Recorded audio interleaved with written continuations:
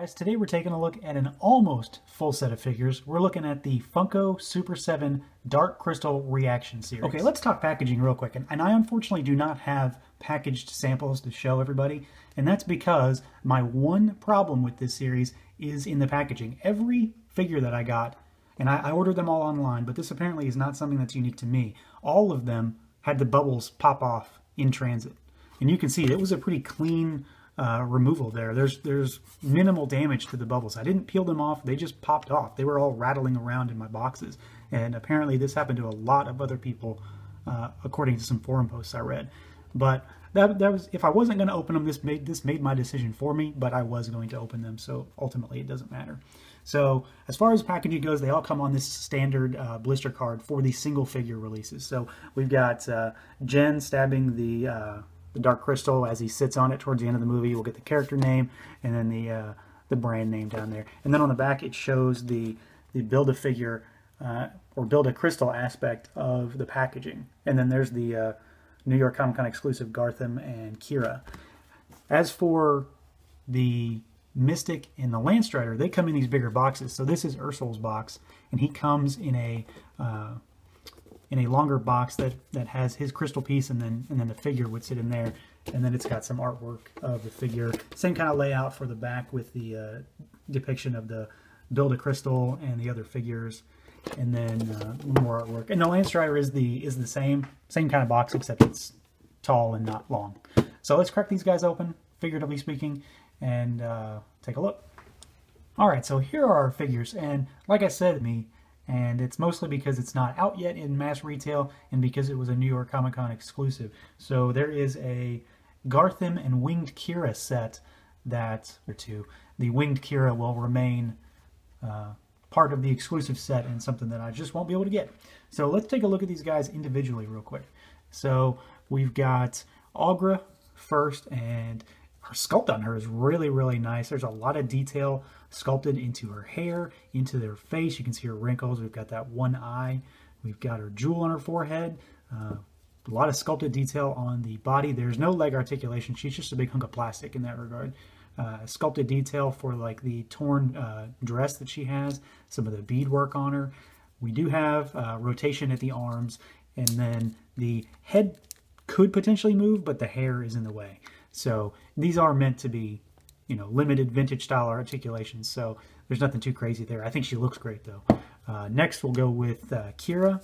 So she's got swivel at the arms, and then the legs move as well. The head again could move, but the hair gets in the way, and it's draped over her cloak, which is a different piece of plastic that sits on her neck. So you could pull it off if you wanted to.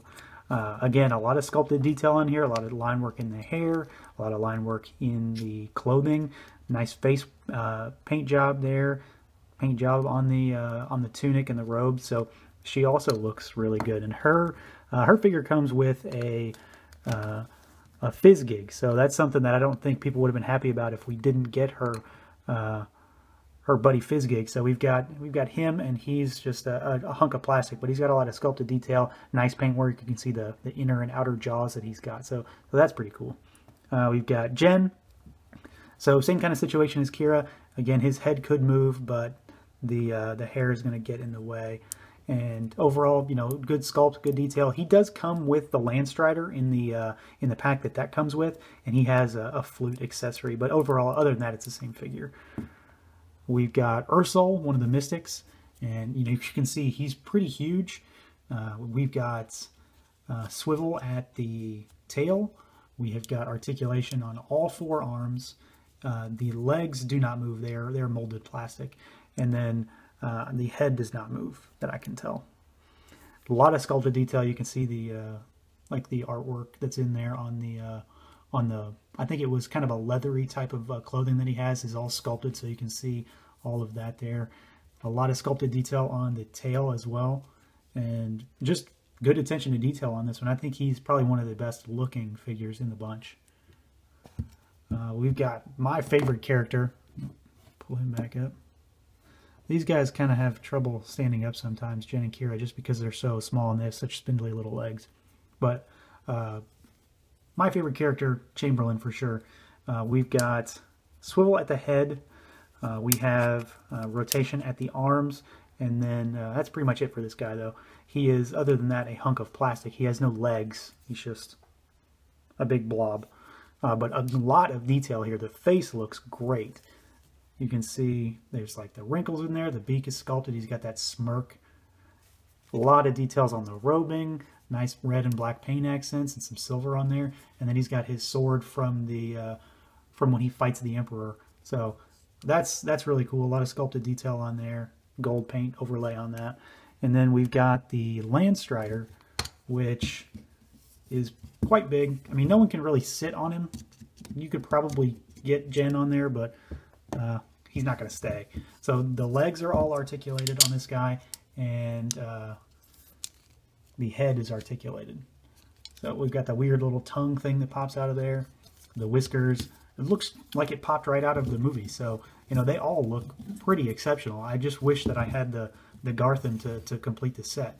So, you know, I mean, I was kind of overjoyed when these came out, because these figures were supposed to come out in the 80s, but they never did. So the one kind of build-a-figure aspect to this whole set, though, and obviously it's not a figure, is the Dark Crystal. So each of the figures, except for the Landstrider set and the Garthim set, come with a piece of the crystal. So we've got the base, and then this breaks apart into various pieces, and then it can sit in there to make the Dark Crystal. So, I mean, that's awesome on its own. So let's wrap this set up and go over my overall feelings on these. So overall, this was a very big surprise in terms of figures that came out. They came out towards the end of 2016, maybe September or October-ish. I don't remember when I actually got them. But I had to track them down immediately. Dark Crystal is one of my favorite movies of all time, so I had to have them. I do think that Funko Super 7 did a really fantastic job with the sculpt and just getting these figures out, because like I said before, these were meant to come out in the 80s, and they never did because the movie was not a success. So it did not do well financially, so the toys, as far as I know, did not come out. There are a few prototypes that exist in the wild, some by one of the original creators, and then some diehard fans have them. But these are essentially those figures. They have just been remade today. So I really like the Landstrider. Again, I think the Chamberlain is great, but Ursol definitely kills this set for me. He's awesome. He's got a lot of detail. He's got his staff accessory there. So, you know, if you like the Dark Crystal, these are a must-have. There's really not a lot of merchandise out there except for these and Funko Pops. So, excellent set. Just wish I had the Garthim, but when I do get him, he will be up for review for sure. I'm going to have to get more than one because I need a small Beetle Warrior army for sure. So that's going to do it for this review today, guys. As always, stay tuned to Toy Bro for more reviews, and until next time.